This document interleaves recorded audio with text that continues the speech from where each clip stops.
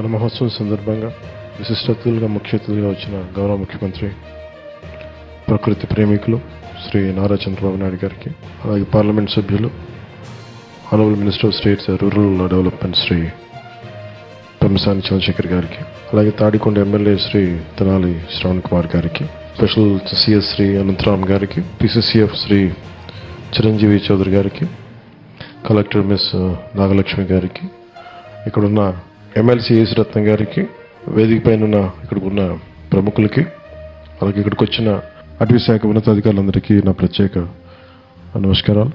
Schools నుంచి వచ్చిన విద్యార్థులకి, మీడియా మిత్రులకి, ఇక్కడికి వచ్చిన అతిథులందరికీ నా హృదయపూర్వక నమస్కారాలు. ఇది అటవీ శాఖ మంత్రిగా ఇది నాకు చాలా ప్రత్యేకమైన అవకాశం. పర్యావరణాన్ని ప్రేమించేవాడిగా దాన్ని పరిరక్షించే బాధ్యత కూడా ఈ మన ఎన్డీఏ కూటమి ప్రభుత్వం చంద్రబాబు నాయుడు గారి నాయకత్వాన నాకు అవకాశం లభించడం చాలా చాలా అదృష్టంగా భావిస్తున్నాను. ఇంతకాలం ఎప్పుడు నా సొంతగా చేసేవాడిని, కొంతమందిని మోటివేట్ చేసేవాడిని, కానీ ప్రభుత్వ పరంగా దాదాపు 1 కోటి మొక్కలు నాటడానికి ఒక బృహత్తర ప్రయత్నం చేస్తున్నాను ఈ రోజున. దానికి తగ్గట్టుగా వరుణ దేవుడు కూడా ఈ రోజున వర్షం కురిపించి ఒక శుభాశీస్సులు అందజేశారు ఆయన. సో మనస్ఫూర్తిగా మీ అందరికీ ధన్యవాదాలు. ఇందాక పాప చదివినట్టుగా ఈ ప్రతిజ్ఞ హరిత ఆంధ్రప్రదేశ్ కావాలి, ఇది చాలా ఈజీగా ఉంటుంది ప్రతిజ్ఞ. దీనిని నిలబెట్టుకోవడం మటుకు చాలా కష్టం. ఒక చెట్టుని పెంచటం, కూల్చేయడం చాలా తేలిక, కానీ పెంచడం చాలా చాలా కష్టం.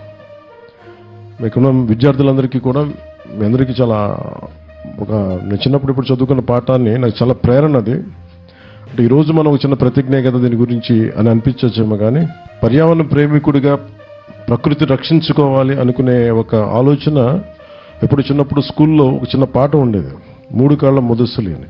ఆల్మోస్ట్ కాటికి కాళ్ళు చాపుకొని చావుకు ఎదురు చూస్తున్న ఒక ముసలతను ఒక తినేసిన మామిడి టెంకని చిన్న గొయ్యి తీసి రోడ్డు మీద రహదారులు ఎక్కడ ఒక అడవిలో ఉండే ఒక బాట వైపు నాటుతూ ఉంటే, ఆ దారి వెంబడి వెళ్తున్న మహారాజు, ఆయన సైన్యాధిపతి వేట చేసుకొని వాళ్ళు తిరిగి రాజధాని వెళ్తూ ఉంటే, ఆ మహారాజు అంటే సేనాధిపతితో చూడండి ఎంత ఆపాప గుర్రాలు ఆప అని చెప్పి గుర్రాలు ఆపి చూస్తుంటారు.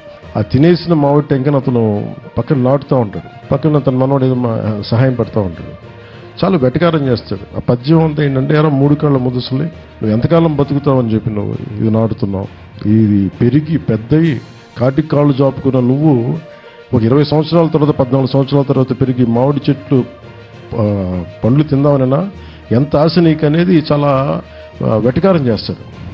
అతను నవ్వుతా అంటే తల ఉంచుకొని చాలా వినమ్రత ఒకటే మాట మాట్లాడతాడు, నా కోసం కాదు నా మనవడి తరం కోసం నాటుతున్నాను.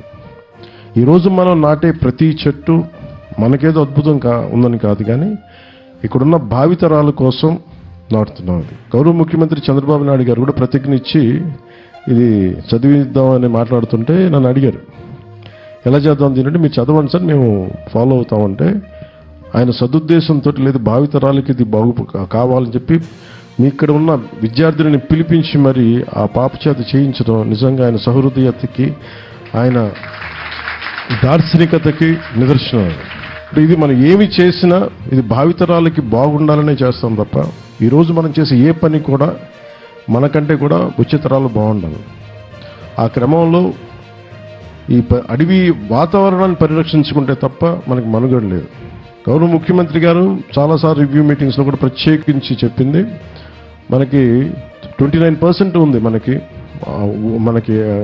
అడవి మనకి పచ్చదనం, మనకి అది అడవుల ద్వారా కావచ్చు, వనాల ద్వారా కావచ్చు, కానీ దానిని 50%కి తీసుకెళ్లాలన్న లక్ష్యంతో ఈ చంద్రబాబు గారి నాయకత్వంలో ప్రభుత్వం పనిచేస్తాం. దాంట్లో భాగంగానే ఈ 1,00,00,000 మొక్కలు వన మహోత్సవ కార్యక్రమాన్ని మొదలుపెట్టాం. ఇది జూలైలో మొదలై ఈ మొక్కల నాటే కార్యక్రమం మనకి నవంబర్లో వచ్చే కార్తీక సమారాధన వరకు సాగుతూ ఉంటుంది.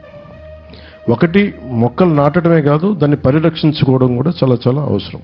దాన్ని ఎలా చెయ్యాలనేది ఇది ఒక్కళ్ళని చేస్తే సరిపోదు, ఇది మనందరి సమిష్టి బాధ్యతగా తీసుకొని నడిపించాల్సిన అవసరం. కేవలం ప్రభుత్వ శాఖలు, ప్రభుత్వ అధికారులు కాకుండా ప్రతి ఒక్కరూ దీన్ని సమిష్టి బాధ్యతగా మన బాధ్యతని నడిపించాల్సిన అవసరం ఉంది.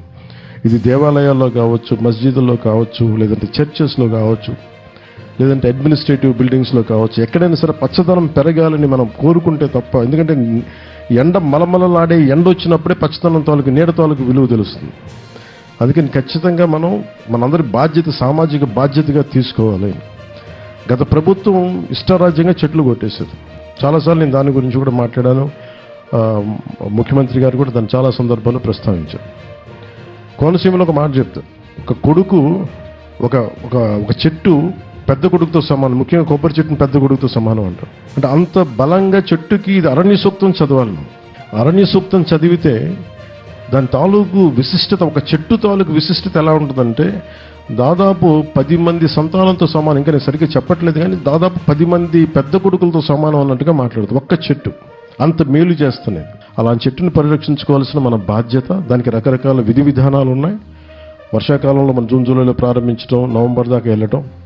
అలాగే ముఖ్యంగా థిక్ ప్లాంటేషన్ కావాలి, తక్కువ వ్యవధిలో ఉండి తక్కువ విస్తీర్ణంలో, దాదాపు 200 గజాలు ఉన్నా, 400 గజాలు ఉన్నాయి, కనీసం ఒక 50 గజాల స్థలంలో కూడా ఒక మినీ మనకి ఎకోసిస్టమ్ రావడానికి మియావాకి అనే ఒక జపనీస్ వ్యక్తి ప్రతిపాదించింది ఒక మియావాకి ఫారెస్ట్ మెథడ్ అని ఉంది.